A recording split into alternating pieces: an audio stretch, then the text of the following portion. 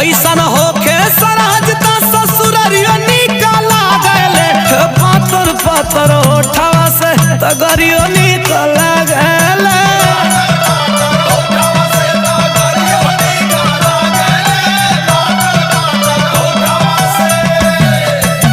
बाकी तू जीजा मोटाइला ना हो, यही तोरे डेंगरे रह गला। हाँ तो जाने लू ना पातर मर्दा में बड़ा रस मिलेला। लेकिन जीजा तू बड़ा रसिक मिजाज हुआ हो। जब स्कूल में पढ़त रहला तो कथे पटौले रहला का माल। हट मर्दवा हम ना खाई इकुल का तू हो। छोटकत का हुआ सुना। अरे तोहरी बहिन के जीजा बोला खोइबा के खिलाए